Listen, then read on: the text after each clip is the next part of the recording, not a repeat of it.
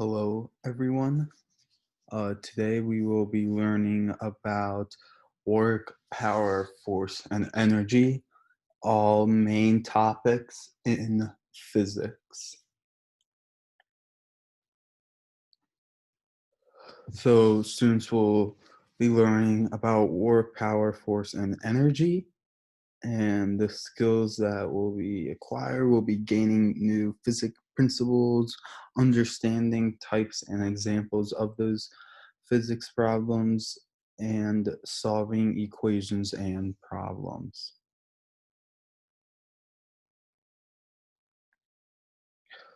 Firstly, work.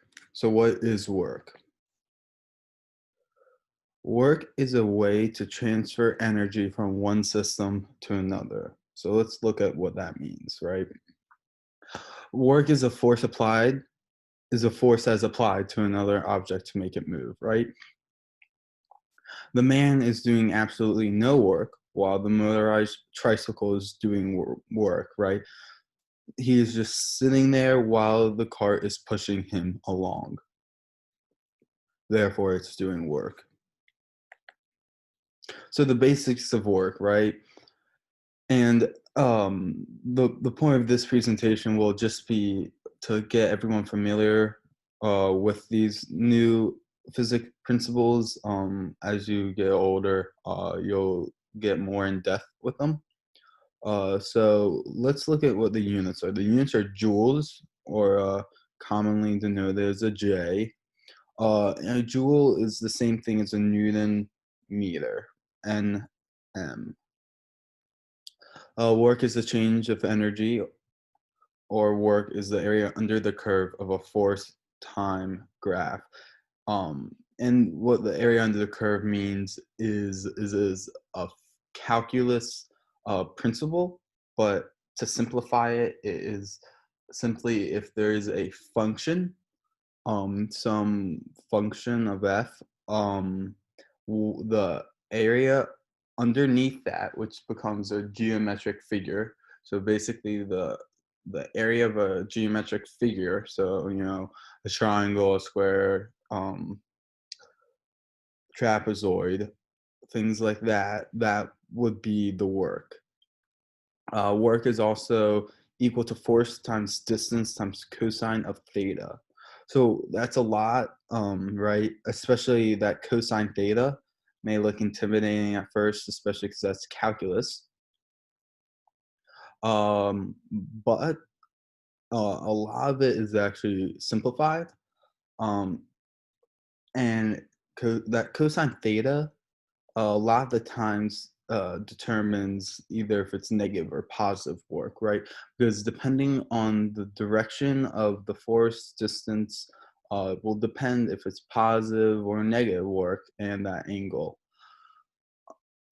So, right, that equation a lot of the times you will see is just really the force times the distance, right? The force being applied in newtons and the distance in meters, right? That's how, if we're going back to what that unit of joules are, right, is a newton meter.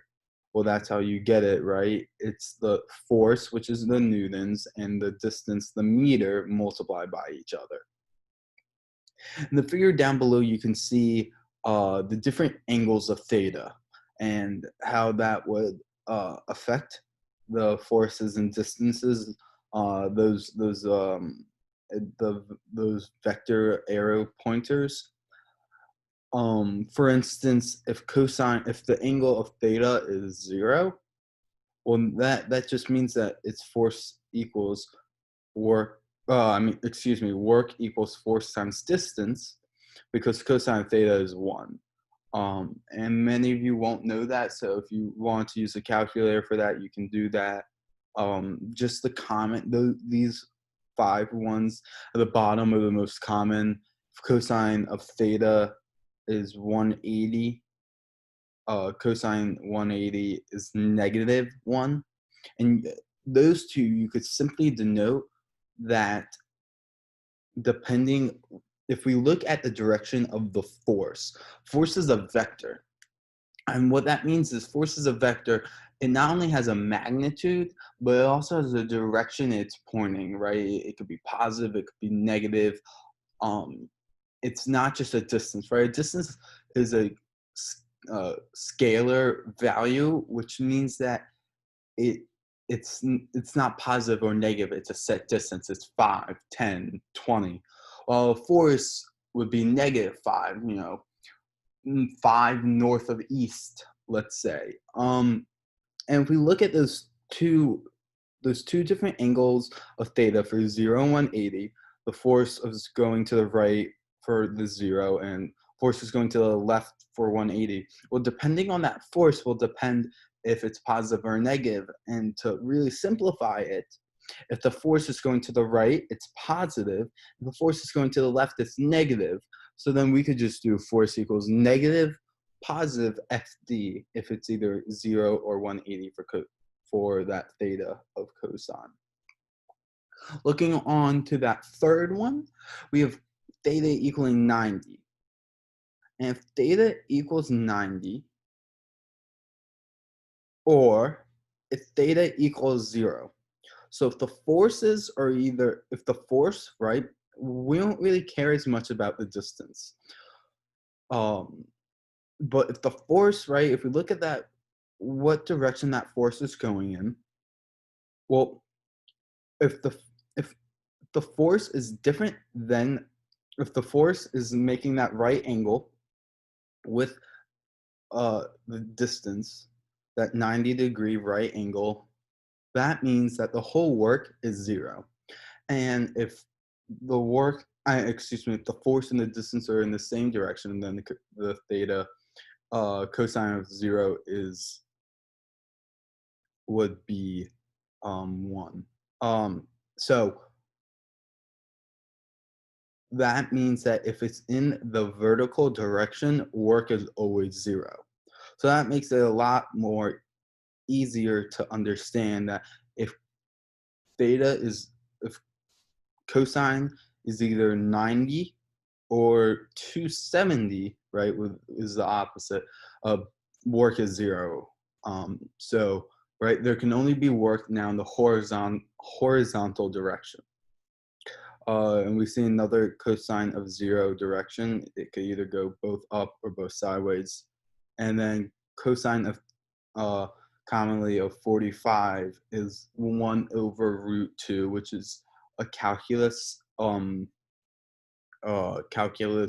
principle. So I don't expect anyone to know that. It's just there because it's a common introduction of work. A lot of the times you will see before learning about the calculus, you'll see that answer. It'll be in the problem, it'll be like cosine of 45 equals 1 over root 2 or root 2 over 2 already given to you. So there can be either negative, positive, or 0 work, right?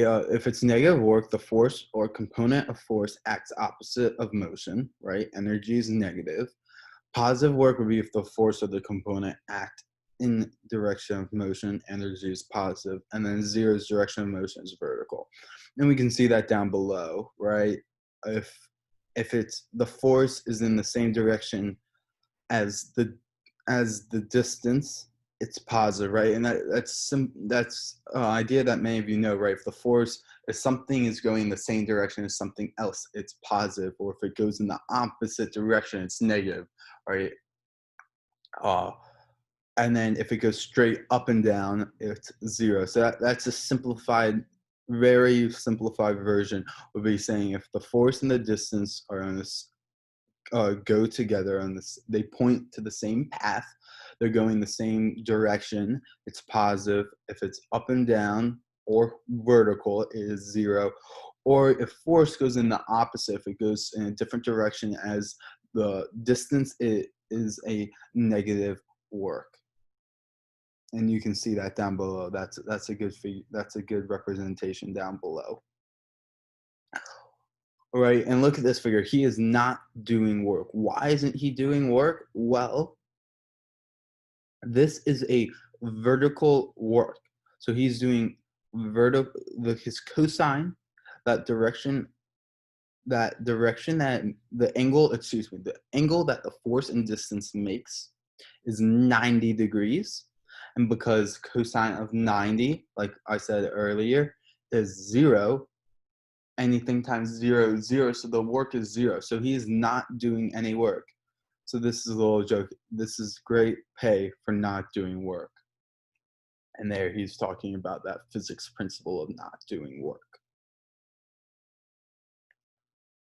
So what is and isn't work, and right, and what would be 0? Well, typing on the computer, throwing rocks, there's a distance, there's a force being applied. But however, not doing work is, sitting and watching the TV, right? You're not moving a distance. There's no force being applied. Pushing a car, but it does not move, right? Even if you're applying a force, if there is no distance, that means the work is 0, because anything times 0 is 0. So there could be a force, but even if there's a force being applied, if there's no distance, right? If I try pushing a wall and I'm pushing and pushing and the wall does not move, if the car does not move, if I can't push an object, then I'm not doing work. And doing a full push-up is not doing any work, right? Because we're going back into that same starting position. Because we go back into that same starting position, it's that there's no distance being traveled, as well as doing, moving vertically, but no distance is being traveled. However, if we want to just calculate the work of my biceps, then that would be doing work. But me as a whole system, I am not doing any work, doing a full push up, going back into my starting position.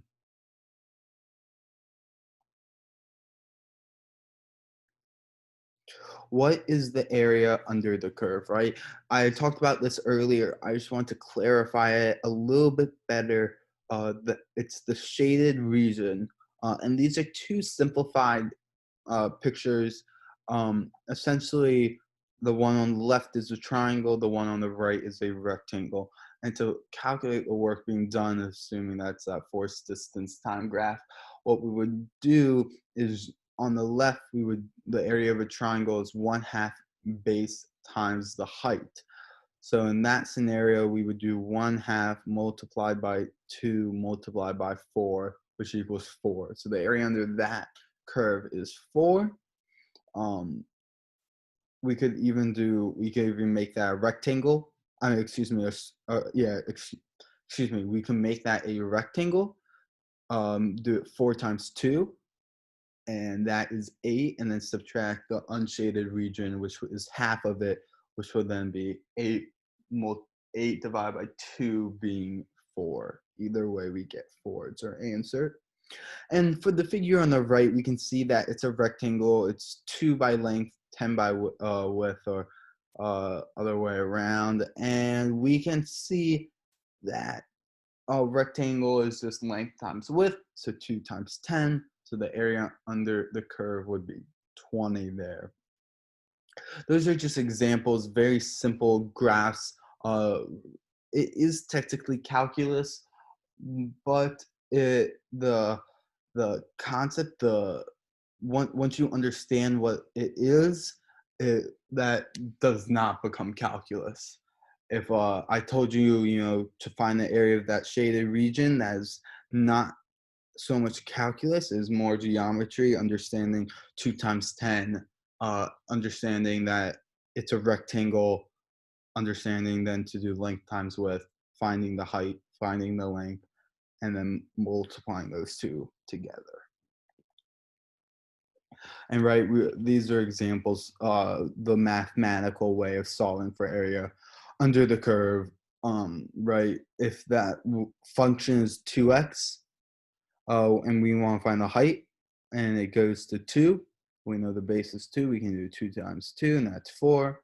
So 1/2 multiplied by 4 times 2 is 4, so that is 4 joules, right? Important to have that unit there. and the other one, 2 times 10 is 20, so that would be 20 joules. Like I said, just that length times height, length times width to give us our answer. So what is the difference between work and effort? Work is exerting a force and then moving an object to create some displacement. And that displacement, excuse me, means some distance. Right, when I was talking about that car, pushing something, you have to be applying a force and it has to be moving. So a lot of the things you do, just, throwing a ball, that's a great example of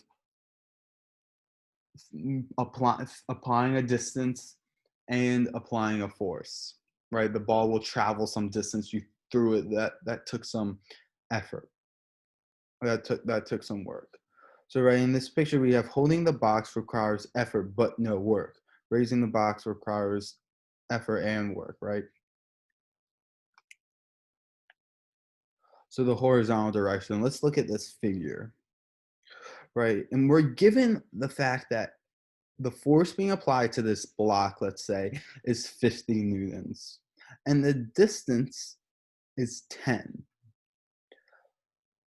And theta equals 1 because theta, right, it's cosine of 0 is 1. So horizontal and to the right, the force being applied, right, is in the same direction as that motion, right? So we don't even need that cosine theta if we understand that's on that horizontal and to the right, and the distance is going to the right. So that becomes really force times, the work becomes force times distance, which then means that we just need to plug in those values of force and distance. And we were given those two values, force equaling 50, distance equaling 10. So 50 multiplied by 10 equaling 500 joules.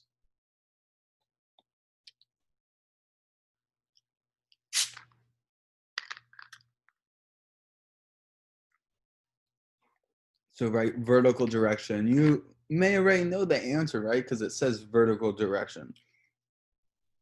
But we can look at the givens, right? We know the force is 20. We don't even know the distance, but that does not matter because we know theta. Theta equals 0 because it's in the vertical direction, right? The distance and the force, but the more important fact is that the force is going straight up in vertical, means that theta is 0, right? It's cosine of 90 is 0. So that means work equals 0 joules, right? There is no work being done in this problem, right? He lifting that box, right, is giving him no work. So let's look at a problem, a word problem with this horizontal direction. Emma's car breaks down on the road. She decides to push her car along the completely flat road. So he's able to push the car over 200 meters and applies 125 newtons of force. What's the work? Right, so we have the degrees is 0, right? So cosine theta is 1. So that just becomes work equaling force times distance. So all we have to do is plug in the values. 200 and 125. We plug in those two values and the calculator gives us 25,000 joules or 25K joules, right? We can denote those thousands for K. So let's assume now that theta has an angle, right? And I give you the answers for these angles already because I do not expect you to understand how to calculate these. But let's say it does. We just need to be familiar with multiplying 3 quantities instead of 2.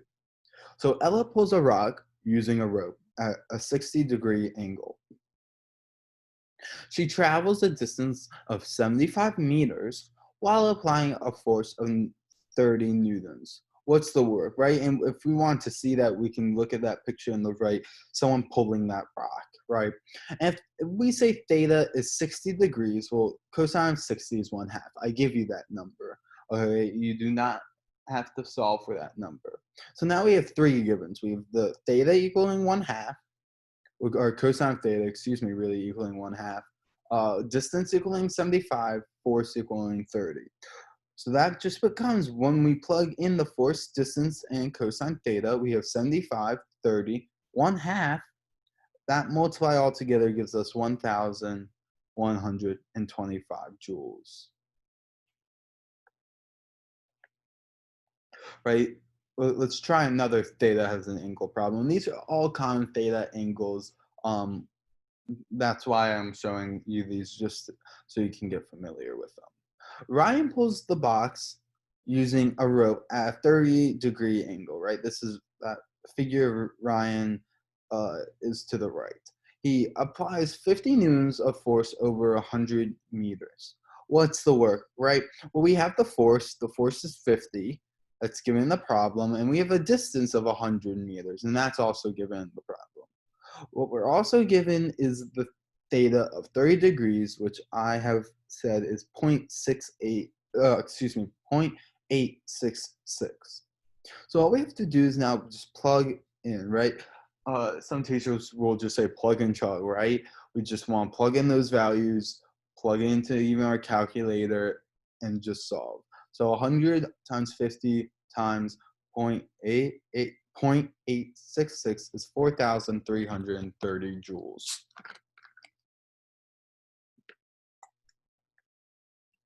So let's try one on your own. And this would be the time, if you want to pause the video and try it on your own, please try it on your own. But I do understand that these topics are a little bit more complex. They're a little bit harder to understand. So I don't expect you maybe to get it on your first try. I will show you how to do it in 1 second. So John slides a pencil to his friend. The desk is completely flat. The pencil travels 2 meters and John applied 10 newtons of force. What's his work, right? And that figure at the bottom shows us the pencils being slid. So how do we solve this? Well, we solve this by it's very important to have a given and a find column. All right, our givens are, we just need to pick out information from that word problem to really simplify it into that theta, the distance, and the force. Now the distance is 2 meters and that force is 10 meters. Now I say the desk is completely flat, right? So we can assume that the theta is 0 degrees, which means that, cosine theta of 0 degrees is 1, right? We can assume that it's in the direction of motion, or, we can even simplify even more. We know that it's flat, horizontal, to the right, so it's positive, so it's really just work equals force times distance.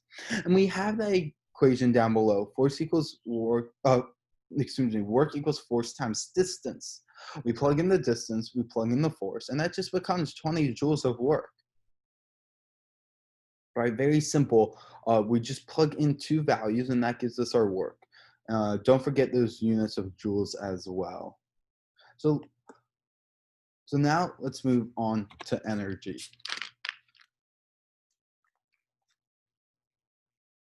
What is energy, right? Energy is the measurement of work, right? We just understood what work is, and now we're moving on to energy, that second topic. So let's look at the basics of energy.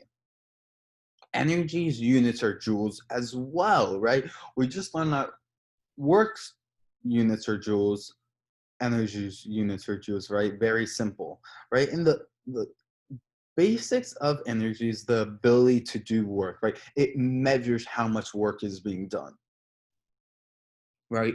We can see that light bulb saying that as well. Energy is the ability to do work. If you understand that, then you really understand energy. And understanding energy will help you understand work, and understanding work will help you understand energy. And you can the more you can see how they're connected to each other, right? So let's look at the types of energy. Energy has two main forms, right? The kinetic energy and the potential energy.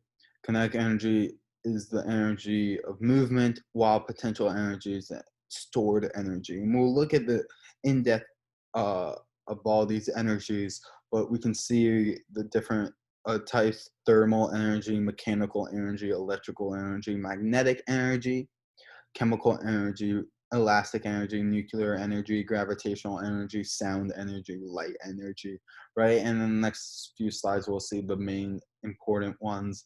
Um, uh, Thermal energy you've probably heard of, using scopes, detecting body heat temperature. Mechanical energy is a broad range of energy topics, right?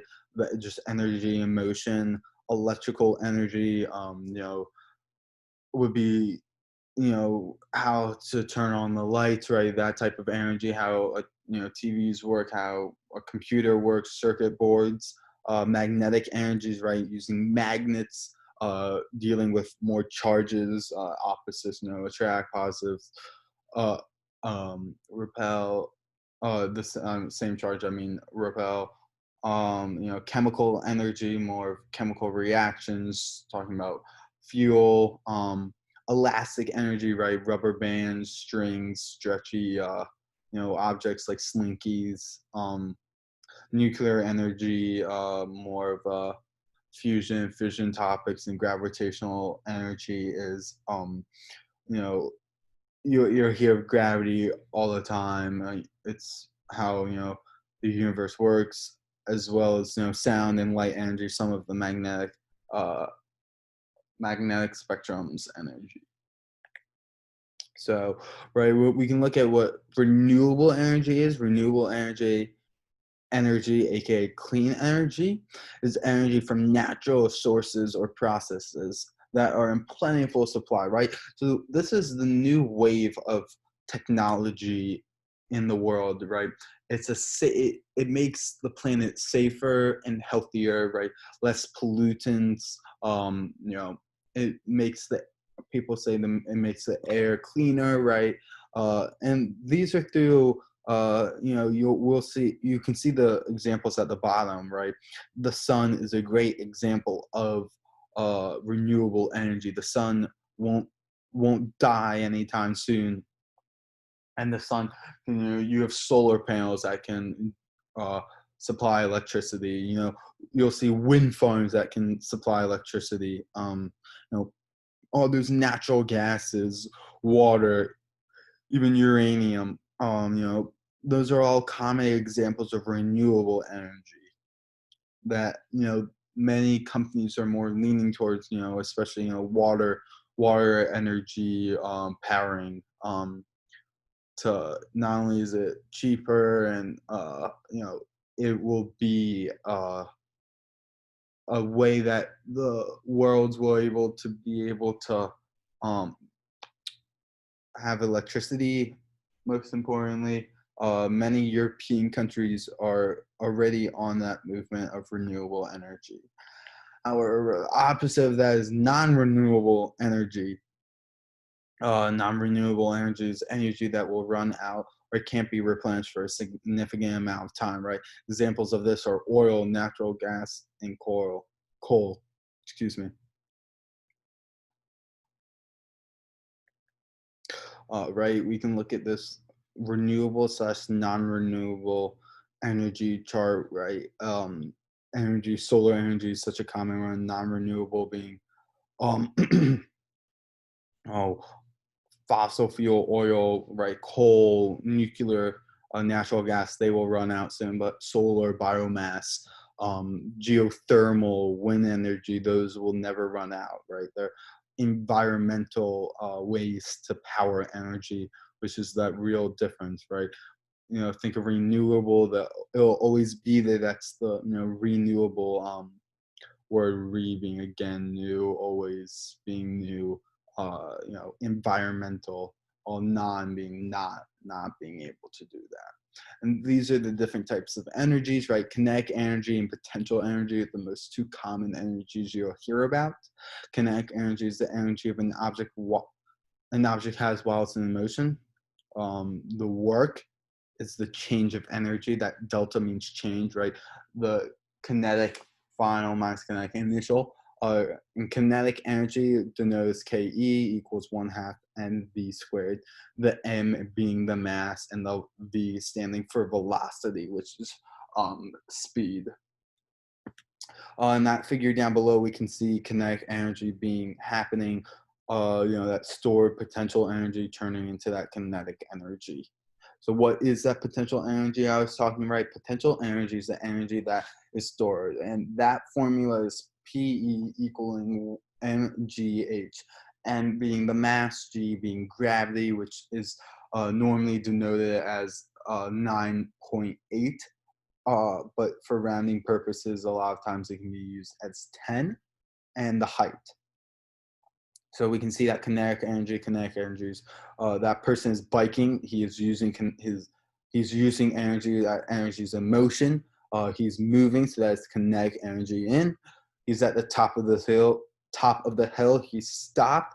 It's all that potential energy, that energy being stored, and then the energy is coming out. He's about to bike again, right? And we can see that kinetic energy now in motion again.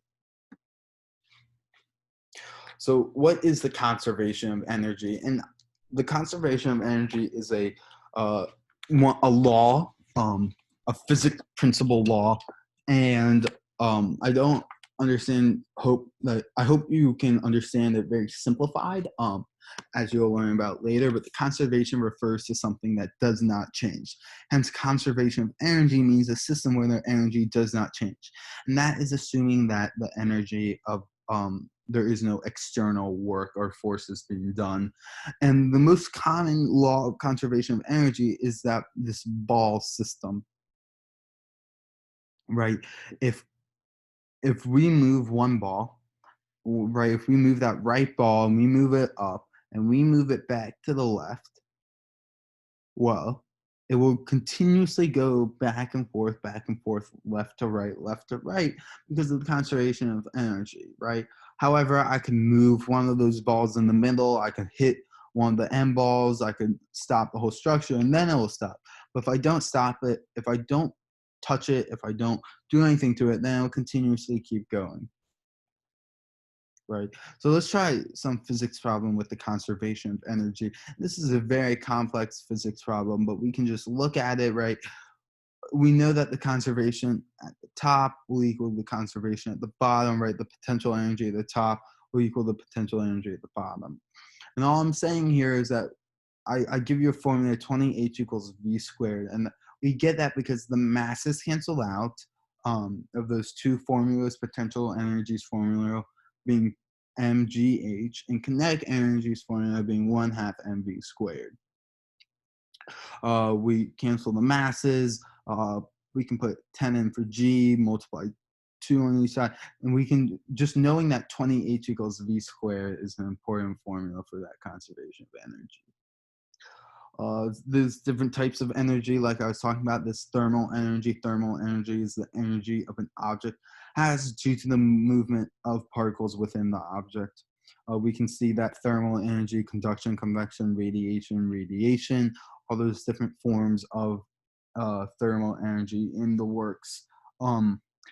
You probably even done this thermal energy and not even known. Gravitational energy. Gravitational energy is the energy relating to gravity, which is the potential energy stored by the higher position of an object. Right. So we can, right, if that roller coaster is up at the top, it will then fall back down, right? That's how that loop works. So, right, that speed that it has, even though it's has a motor, right, gravity will do its works and will push it back down. Nuclear energy. Nuclear energy is the energy released during nuclear fission or fusion, usually to generate electricity. And that picture down below is a nuclear power plant.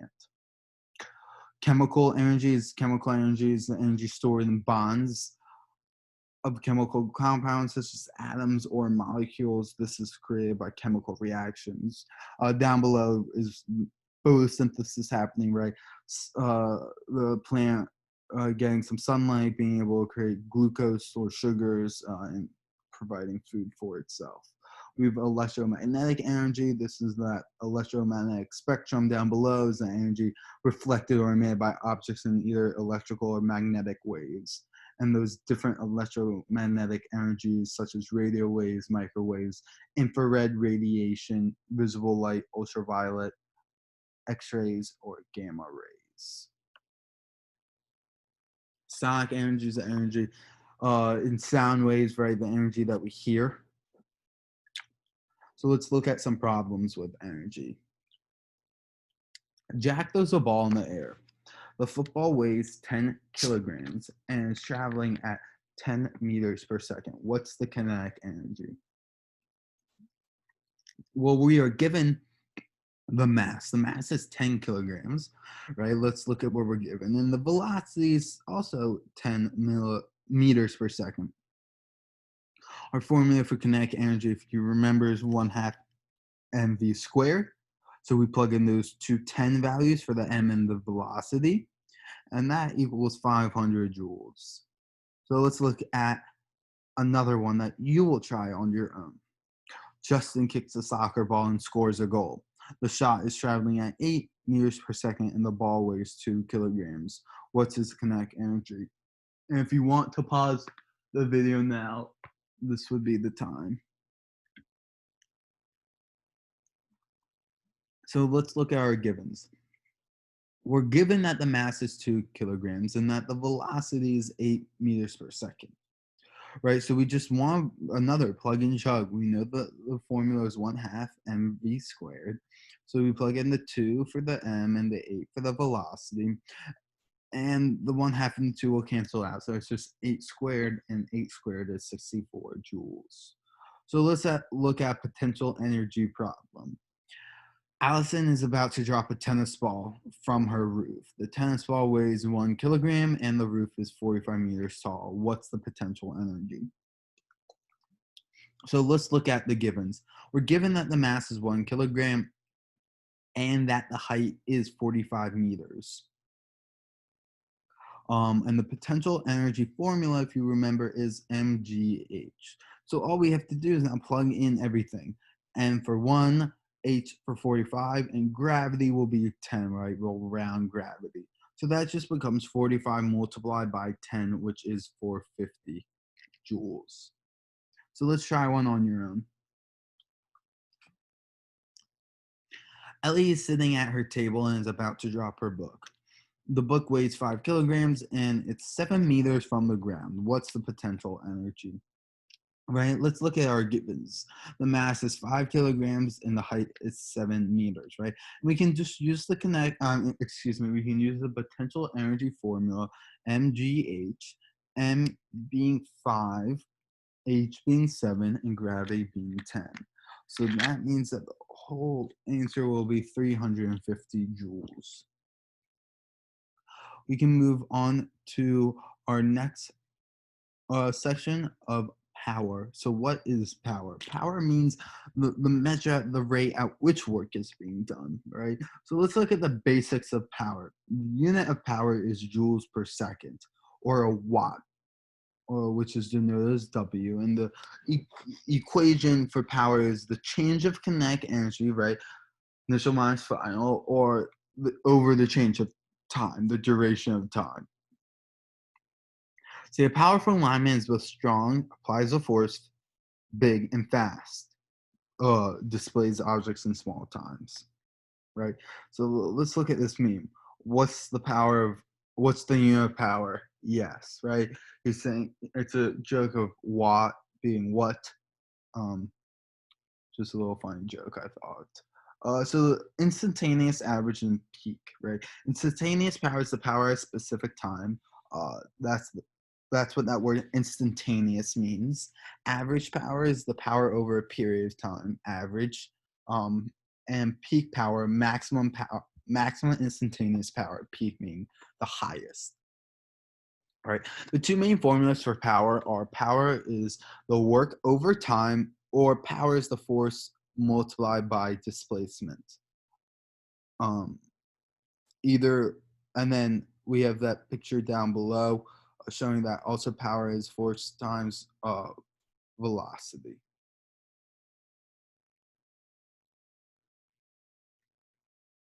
But we can look at a word problem. Jackie and Jessica climb a mountain. Jessica climbs at a closer rate. Whose power is greater, right?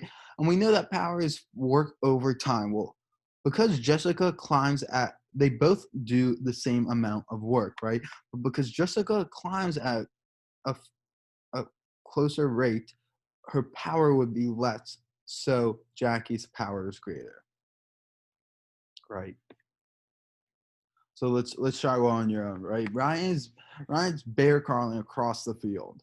Ryan's work is 50 newtons and it takes him 100 seconds to cross the field. What's his power, right? We know that power is work over time. So we know that the work is 50, the time is 100 seconds. So all we have to do is 50 over 100. So he's applying 1/2 watts, right? 0.5 watts or 0.5 W. So let's look at another word problem. Jackie is pushing a sled across the field. She's traveling at 8 meters per second and applying a force of 20 newtons, right? What's her power? And the answer is that power is force times velocity, right? So force is 20, velocity 8. So 20 times 8 is 160, right? That's all we have to do. Plug and chug that, and we get 160. So let's try one on your own. Right, Jessica is rolling a boulder on a turf field. She's barely pushing it and it moves at 2 meters per second. However, she's applying 30 newtons of force. What's the power, right? And we know that power is force multiplied by velocity, right? And the force is 30 and velocity is 20. That was given the problem. So we just plug 30 for force and 20 for velocity. So we have 30 multiplied by 2, and that equals 60 watts. So let's try a little tricky of a problem. John is doing some pull-ups. He does 50 joules of work over 10 seconds. How much power does John do? How much power do his biceps do, right? And the answer to this is, a little complex, right? John actually does 0 watts of work, while his biceps do 5 watts of work, right? The work would be 50 over 10. However, the reason why John does no work is because he goes up and down. He does not travel that distance, therefore he does not have any work. So work would be 0, so it's 0 over the time, and that just is 0. So power would be 0 for John, but his biceps would still be doing some work. Fun fact, you may have heard of the term horsepower, which describes the movement of a machine. It's most commonly used to describe a car's engine. 1 horsepower equals 750 watts, and you can see that picture of that horse down there. Fourthly, we have force. So what is force? Force is the push or pull caused by the interaction of 2 objects. And just to simplify that even more, force is the push or pull caused by caused by 2 objects. The basics of force. Force is a vector. That means that force has a magnitude and direction. Example, 10 north downwards, right? We're being very specific, right? It's commonly represented by arrows as well, right? We need to be specific, right? The table pushes upwards with a 20 newton force. We can't just say that the table applies 20 newtons of force. We have to say it's upwards and 20 newtons. And if a problem asks for the force, it's implied that we have to give the direction and magnitude. It won't just say what's the direction and the force. It will just say force. Or we can say that, that figure, also the gravity pulls downwards with 20 newtons. But that's how that physics book is staying still, right? That's one of Newton's laws of motion, right? And opposite and equal reaction, right? That gravity is pulling downwards with 20 newtons. The book is pushing down. That means the table is then pushing upwards, right? And we can look at this free body diagram known as FBD, right, of an object, right? The normal force of an object will always be up. The gravitational will be down. Applied force can be any. Right here we have it going to the right, and friction going to the left, because friction is always in the opposite motion of the motion of the applied force. Conservative forces are when the work is independent of the path. It has an initial and final points. It's a closed path, right? And that's what that figure down below shows. However, non-conservative forces is when the work is dependent on the path it takes. It's when the work is zero, right? It goes, the energy is zero, which is what that figure shows, right? In the conservatives versus non-conservative, we can look again, right? Electrical, gravitational, elastic, while friction, apply, push and pull action, tension are non-conservative forces, and some formulas down below, but we don't have to worry about that right now. Frictional forces are forces that resist the motion when the surface of an object comes into contact with another surface, right? You've probably heard of friction before, right? Cars trying to get friction. You may have heard of a coach telling you to get more friction with your cleats in the turf. Right, that friction, he's pulling the box to his right, and the friction is going to the left in that figure. The tensional forces is a force that's connected by a string, rope, cable, wire, or etc., right? That is being pulled tight from the opposite end, right? We can see two people pulling that rope at the bottom. Normal force is a force that surfaces exert that prevents an object from passing through another object. The normal force is perpendicular to surfaces in contact. Right, we can see that normal force being applied on that table holding that book up. Air resistant forces, aka drag forces, or forces that exert on the objects moving through it. This is mainly referred to air pushing back in the opposite direction of motion, right? And we can see that guy going down in the parachute, laying in that air resistant forces to bring him back up, even though gravity is pushing him down. And finally, these applied forces, very important, are forces that are being applied or act on an object. The force that is exerted on the object, right? Pushing a book is that force being pushed, is that applied force. The common formula for force is F equals ma, right? That's one of Newton's laws. The net force equals the mass of an object multiplied by the amount of acceleration, right? So let's try some problems with force, right? Lauren kicks the soccer ball north. The ball weighs 2 kilograms and the ball accelerates at 10 meters per second per second. What's the force, right? So let's look at our givens. We know that the mass is 2 kilograms and the acceleration is 10. So all we have to do is just 2 times 10. So we have 20 newtons upwards, right? We have that newtons and we can say upwards, right? We can assume that it goes straight upwards. It probably isn't. It's probably more of a northeast upwards direction. Northeast would even suffice. But right, that technically that north upwards is saying that the ball goes straight up, which is a little unrealistic. So let's try one on your own. This is when you can pause the video.